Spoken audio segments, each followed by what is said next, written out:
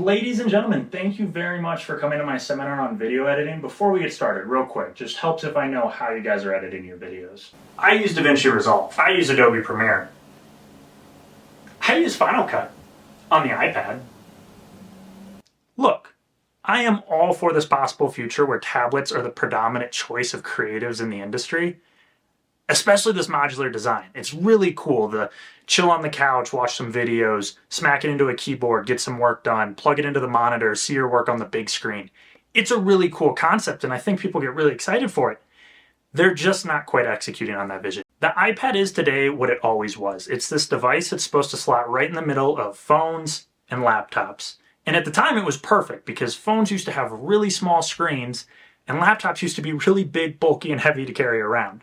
It was perfect. People loved it for taking on trips, watching videos, checking their email, just leisurely reading the internet. Smash success, but a lot has changed since then. Phones have gotten really big. The screens are huge now, and they do more than they've ever done. And on the other end, laptops are way smaller and way more portable than they've ever been. So where does that leave the iPad? See, here's the thing. Apple is a publicly traded company that is for profit, and they have a wide range of products. They have the watches, the phones, the tablets, the laptops, and at the very end, the desktops. And yes, they have some other products, but those are the predominant computing products they offer. And they want you to own one of each of those, but that's not the reality for most people. Most people own two. I would argue it's the phone and it's the laptop. What I'm trying to ask here is, will we ever see a day where it actually switches and we predominantly see people have the phone and the tablet? That could be an interesting world. And the way that their devices work, essentially at the very bottom you have the watch, which is trying to eat up into what the phone does, the phone into the tablet laptop, the laptop into the desktop. And what I mean by that is that you have certain tasks on the watch that are very unique to it, like health and fitness, but you might also take a phone call or a text and respond on your watch without even ever pulling out your phone. And same with the phone. You might shoot a video on there, edit it, upload it to YouTube without even needing a laptop. And the laptop's trying to be as powerful as it can be without being a desktop. And then at the very end is the desktop for the really high-end users, the 3D modelers, the CGI people, all that stuff. What people get really excited about is this tablet. They're really positioning it like it's going to push way up into the laptop and the desktop space. And we're going to see people editing legit movies on tablets. And is that ever going to happen? I don't know. That's what I want to see.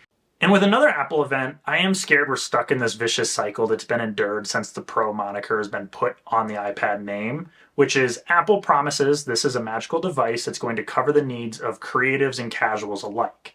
People get excited, and then it kind of falls flat. And look, anecdotally, I know some graphic designers who do all their raster and all their brushwork on the iPad, and then they leave their laptops and desktops for the vector and text-based work. There are creatives out there who have it in their workflow and use it predominantly. But I don't know if it's quite at the point where I can recommend unanimously to creatives to use an iPad as their only device. See, my first thought is that maybe Apple's terrified of cannibalizing their Mac sales, and so they're going to artificially handicap the iPad to keep it in its own specific niche, and you need to buy both devices. And I reject this, but I also wouldn't even be remotely surprised if any evidence came out of that being true. What I'm more inclined to believe is that it was way harder than Apple thought it would be to make a revolutionary operating system that is, one, not confusing to your grandma, and two, lets high-end users create with complete freedom. And the reason I'm more inclined to believe this is, for one, Apple has not been scared to cannibalize products in the past, and two, it took so long for Logic and Final Cut to come out. That was so many years in the oven. I think it was harder than they thought it would be to do. See, here's the thing about computers. In our heads, we're like, computers move so fast, but I actually think they move so fast, but they're also trapped in molasses. Loving technology is like permanently being stuck on December 24th, and the fact that the promise of tomorrow is so close, but you just feel like today will never end.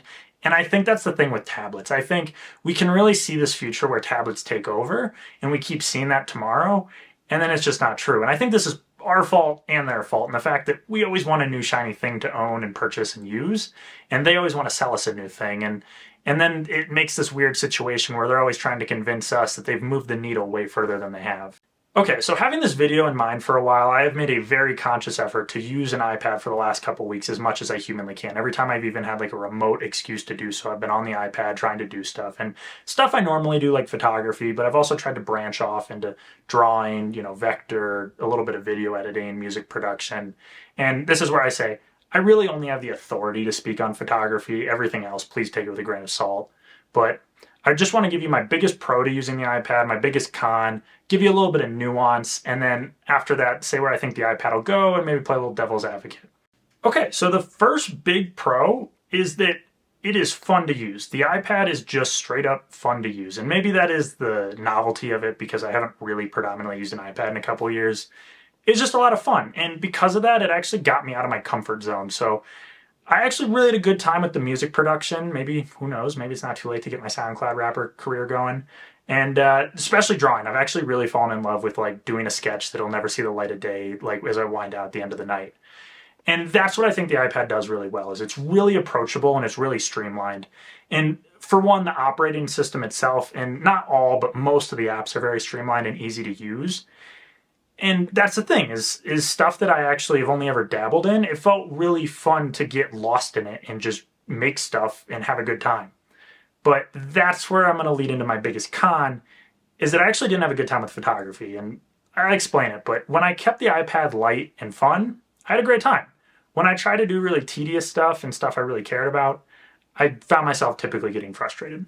And this is what leads into my biggest con, is every time I had a photo that really sparked my creativity or I got really excited to work on and thought it could possibly be good enough to be in my portfolio, I didn't want to do it on the iPad. I'd rather just go to my desktop and do it there. And there's a number of reasons for that. And for one, on the iPad, I was mostly using the Adobe apps because I already own those. I can't personally vouch for them, but I've heard the Pixelmator and the Serif apps are a lot better. They're taking that space a lot more seriously. They're one for one with their desktop apps. Photoshop is my favorite app. I use Photoshop probably more than Lightroom. And I figured coming to the iPad 4 years late that they would have actually made it good. I was wrong. It's bad. It's usable, but it's really a shell of what it is on the desktop. And this is what I will say. Lightroom CC, it is pretty good. That one is pretty solid, and that is the Adobe app I would recommend for most people, with the caveat, it does exist on phone, but it is really good on the iPad. And this is the thing, I know their Creative Cloud system, it might be really nice to start it on there, and maybe I'm just a creature of habit, but I really do like my Lightroom Classic. And yes, part of it was the software. The Adobe apps were a little so-so. CC was solid, I will say. CC was solid. But yes, it was the software, but it was also the environment. And I was trying to use the iPad in the way I would use an iPad. I'd be out on the couch, or I'd be on a trip, or I would be at a coffee shop working on the photos.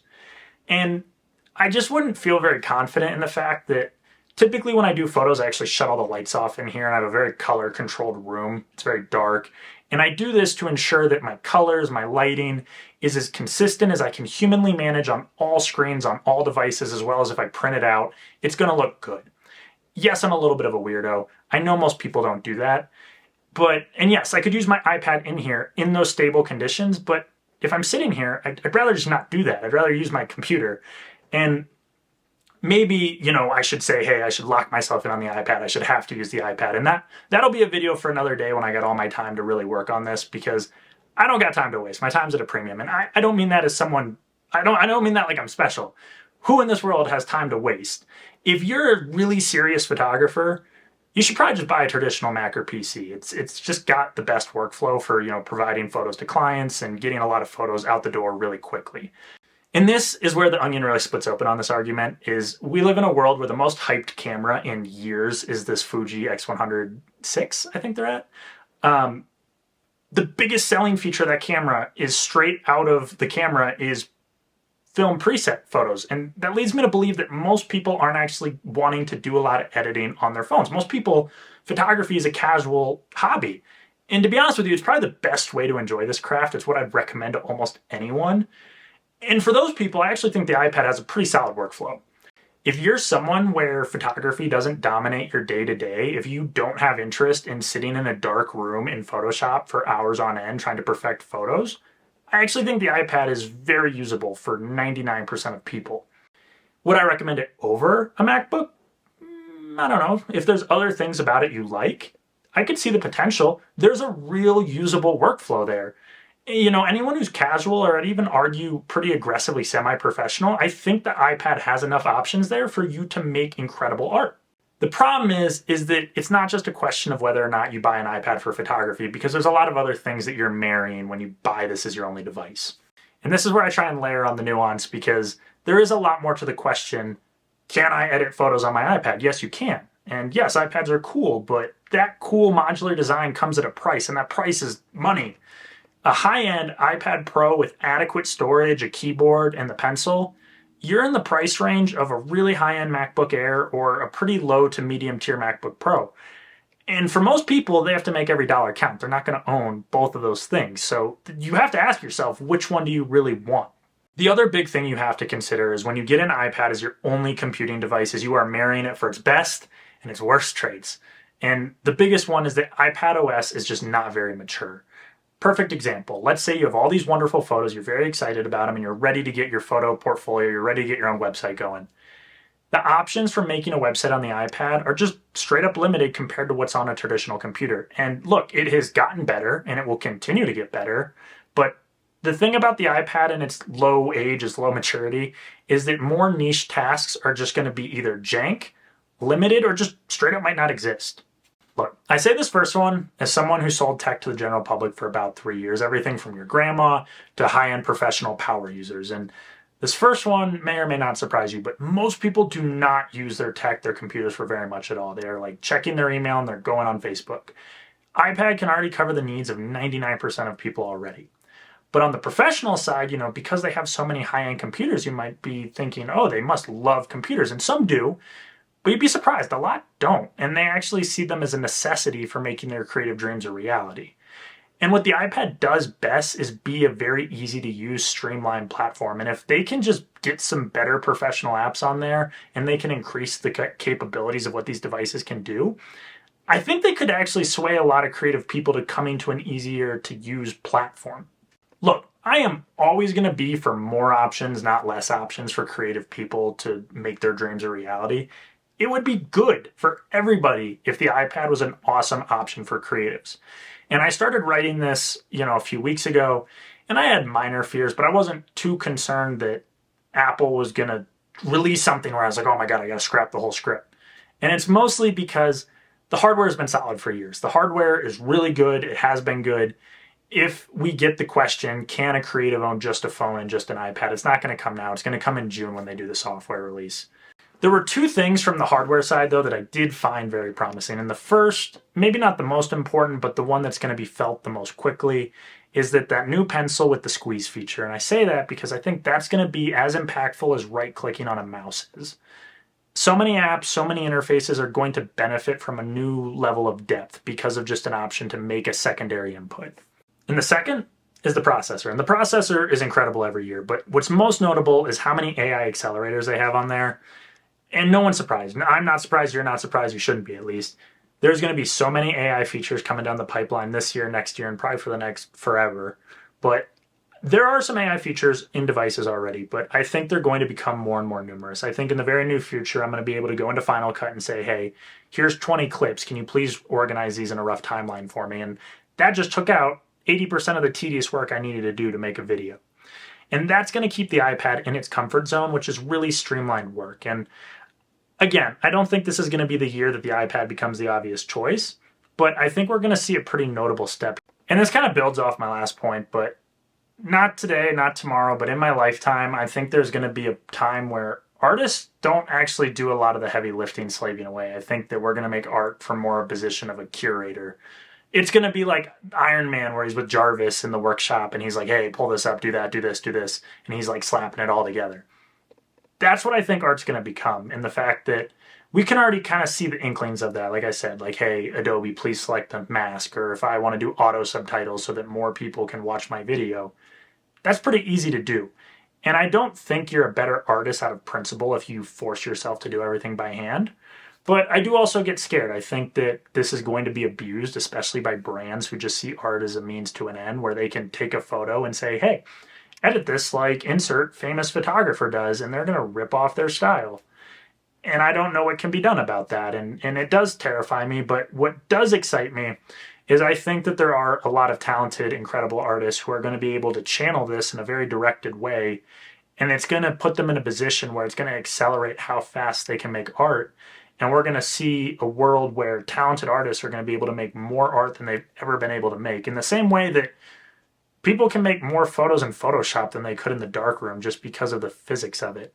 So I do get excited for that future, but as far as what I'm trying to say is there's going to be a day where I think you're going to be more of a curator. And look, for better or worse, all these tasks that AI are going to be able to automate and do, they're going to become more and more numerous. And the action of interacting with the computer and making those tasks occur, it's going to be just more and more fast and fluid. I'm not for or against AI necessarily, but the one thing I will say is the amount of tasks it can do, tedious or not, is going to become more and more numerous.